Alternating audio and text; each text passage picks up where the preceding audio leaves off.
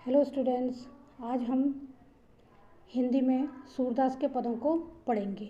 यहाँ पर यह बताया गया है कि यह पद श्री कृष्ण भक्ति काव्यधारा के मूर्धन्य कवि सूरदास जी द्वारा रचित सूर सागर में उद्धव संदेश भाग के भ्रमर गीत नामक उपभाग से ये लिया गया है। इस पद में गोपियों ने भ्रमर को संबोधित कर निर्गुण ब्रह्म का उपदेश लेकर आने वाले उद्धव पर व्यंग बाण छोड़े हैं। उन्होंने सगुण प्रेम की गंभीरता व्यक्त करते हुए अपनी दृढ़ता प्रदर्शित की है। जैसे इसमें लिखा है, देखिए, उद्धव तुम हो अति बड़ भागी। हे उद्धव, वह गोपियाँ उद्धव को संबोधित करते हुए बोलती हैं कि हे उद्धव, तुम बहुत ही भाग्यवान हो, क्योंकि तुम प्रेम के बंधन से अलिप्त हो। जैसे अपरस सरस रहत स्नेह तगाते नाहिन मन अनुरागी।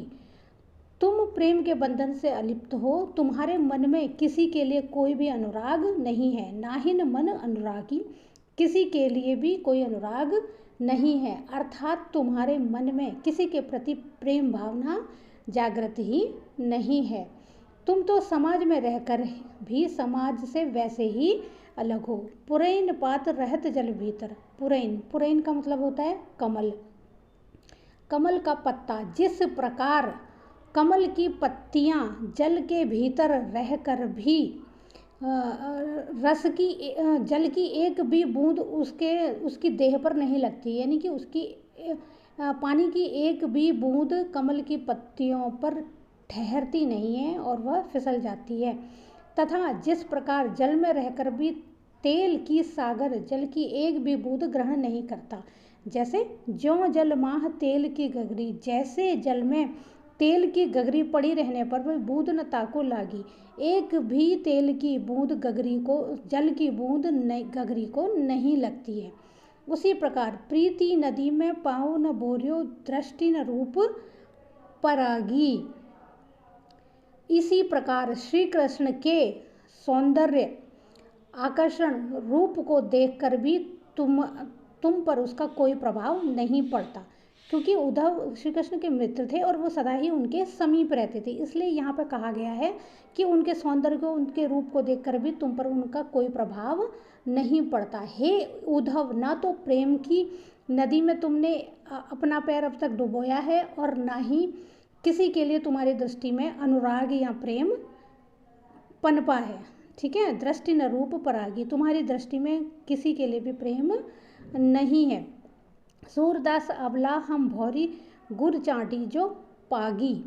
ठीक है, वह यहाँ पर सूरदास जी कहते हैं कि हम तो सीधी सादी ग्रामीण अबलाएं हैं और हम श्री कृष्ण के रूप प्रेम सौंदर्य में इस तरह खो गई हैं, जिस प्रकार गुड़ के पीछे चींटी दौड़ती है या चींटी चिपट जाती है, लिपट जाती है। इसलिए तुम्हारी भांति ज्ञानी बनकर श्री कृष्ण से विरक्त रहना हमारे लिए संभव नहीं है। सूरदास अबला हम भौरी, सूरदास जी कहते हैं कि हम इस प्रकार की अबलाएं हैं कि जिस प्रकार चींटी गुड़ के पीछे भागती रहती है या चिपकती रहती है, उसी प्रकार हम श्री कृष्ण के पीछे पीछे भागती रहती हैं। श्री कृष्ण को यहाँ पे गुड़ बताया है और गोपियों ने अपने आप को चींटी की उपमा दी है। देखिए, इसका भाव सौंदर्य क्या है। इसका भाव सौंदर्य है कि प्रस्तुत पद में गोपियाँ अपनी वाक्पटुता से उद्धव और उनके निर्गुण ब्रह्म के ज्ञान को पूरी तरह से परास्त करने का प्रयत्न करती हैं। उद्धव की प्रेमहीनता पर व्यंग करती हैं और वे भाग्यशाली न होकर बड़े दुर्भाग्य वाले हैं। कौन? स्वयं को बताती हैं, क्योंकि वे श्री कृष्ण रूपी प्रेम और सौंदर्य के नदी तट पर रहते हुए भी आकर्षण और प्रेम से हीन है। कौन? उद्धव।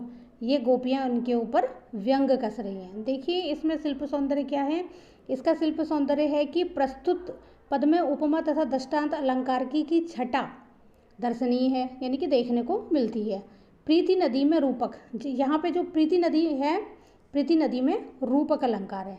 ठीक है, चाटी जो पागी, मतलब यहाँ पे जो चींटी के बारे में बोला गया है, यह यहाँ पर उत्प्रेक्षा अलंकार है। पुरैन पात में अनुप्रास अलंकार है। पुरैन पात यानी कि कमल के पत्ते। यहाँ पर अनुप्रास अलंकार है। शब्द चयन सार्थक और सटीक है और यहाँ पर सरल, सहज और साहित्यिक ब्रिज भाषा का प्रयोग किया गया है। यहाँ पे संगीतता और गेयता की प्रधानता है। तो आप इसे अच्छी तरह से सुनिए। Thank you for